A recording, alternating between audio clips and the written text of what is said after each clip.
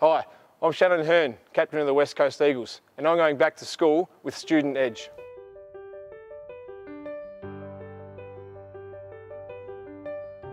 What kind of a student were you? I suppose early on, I was probably more into like recess and lunch. That's what I was hanging out for. So you hang around with your mates, have a bit of a muck around, but it still did work. In the end, I did the work at school and probably just did minimal amount of homework that I had to do because I was really getting into sport then, and sport probably took up at times five nights a week and then on the weekend. We spoke to Matthew Pavlich last season, and he said even though he did enjoy study, he felt his true self was on the sporting field. Is that kind of how you felt as well? Was it hard to kind of stay focused when you were in class, knowing well, this is my thing outside? Yeah, especially probably year 10, 11 and 12, probably found it a little bit harder. And that's one of the hard things is I think you're still not sure what you want to do. So I still love my cricket and love my footy, so that's what I used to do. But also was aware that if that didn't work out, you've got to have some sort of study and something behind you. So tell me a little bit about cricket then, because I understand you're part of the South Australian Cricket Association when you were in your teenage years. Yeah. So I was fortunate enough to come up a little bit through the junior ranks in cricket and really enjoyed that. So it was like cricket in summer, footy in the winter. So I never did a pre-season, which I was happy about. Well, what was your plan at that stage? You're only 16 years old. Are you thinking professional cricket, this is my career, or was it still just something you enjoyed and kind of fell into it? I probably got to about, I suppose it would have been year 10, year 11 at school, and I thought, well, potentially could make something out of both sports.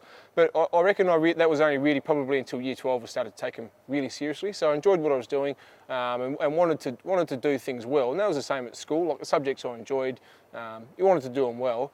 And I suppose it just got to a point where I had to choose a bit between with footy and cricket. Went down the footy path, and that's worked out quite well so far. Well, a sporting career isn't promised to anyone, even the people at the top of their field. Yeah. So when you were growing up, before all of this happened, before you kind of did you have a career in mind, something you wanted to build towards, or were you putting that off? When you're a young kid, I think. When I say like in primary school and going through reception, like all that type of stuff, you're oblivious to a lot of things.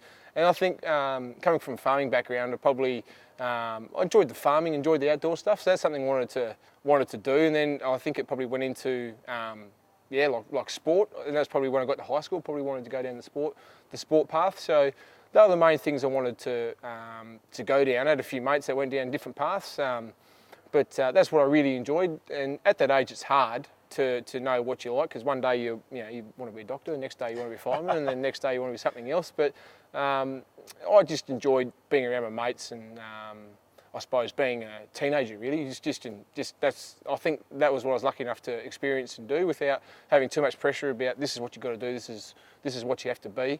I was lucky enough to be able to find my own way, find something that I enjoyed doing.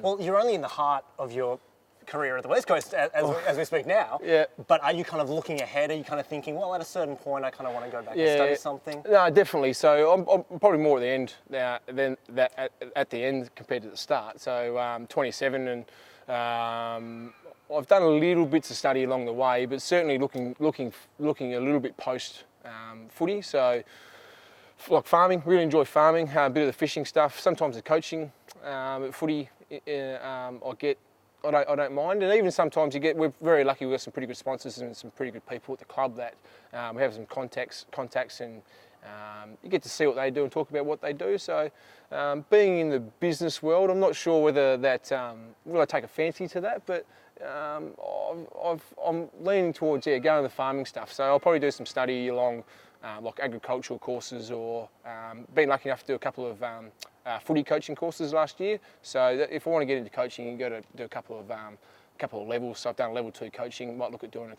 level 3 coaching, but that'll probably be later on down the track. I find it devastating that you believe yourself to be at the end of your footy career. You're 27. Yeah. I mean, I guess it's because you started playing so young.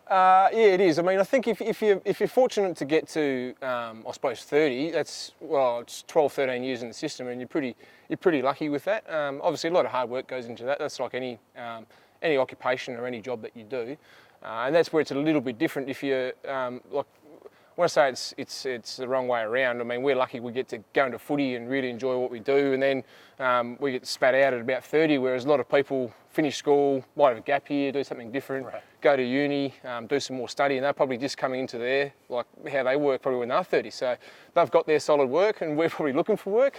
So that's where it's a little bit different. Some jobs you can do for a long time, footy unfortunately you can't.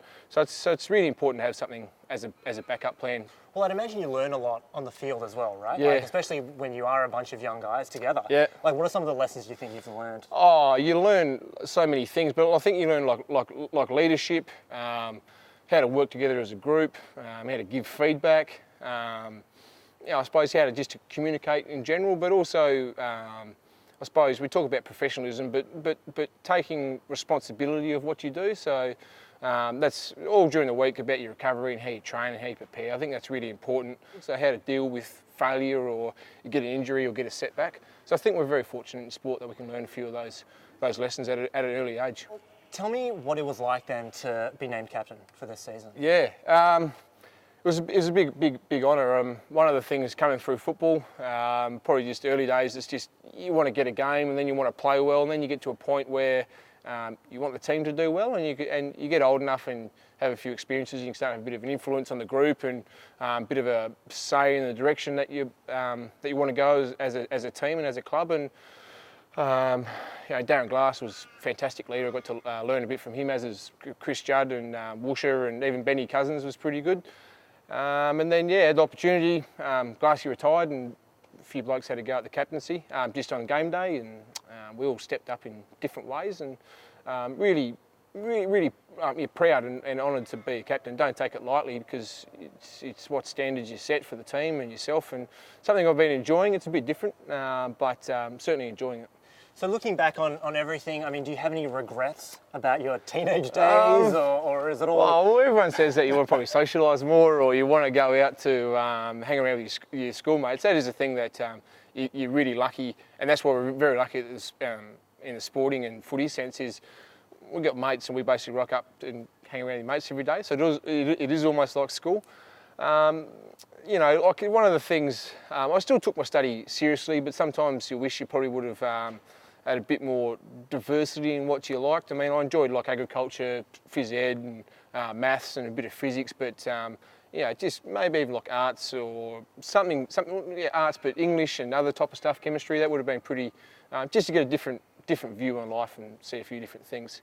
But I was lucky enough. I had a pretty good cover and mix of both things. So sport, social aspect, a bit of study. So no regrets, but it's just every now and then you wish you probably could have done a bit more or taken it a bit more seriously. Everyone wants to do the right thing and get good grades, but unfortunately that's not the case. So sometimes you get things wrong and you get a few knockbacks, but that's I think how you grow as a person. So if you're having a go, sometimes you're going to make a wrong mistake, and that's, I think, when you're young, that's the best thing that you want to do. That's how you learn, and I think the later you go in life, sometimes that can get knocked out of you to not make a mistake. But if you're having a go, trying to be positive, and we talk about the footy field, if you're trying to be positive and make good decisions, every now and then you get one wrong. That's the same in school and same in life. So as long as you learn from them and have the right attitude towards life and towards people, I think you're always going to be all right. Shannon, thanks so much for your time today. No worries, great, thanks very much. Good meeting you. Cheers.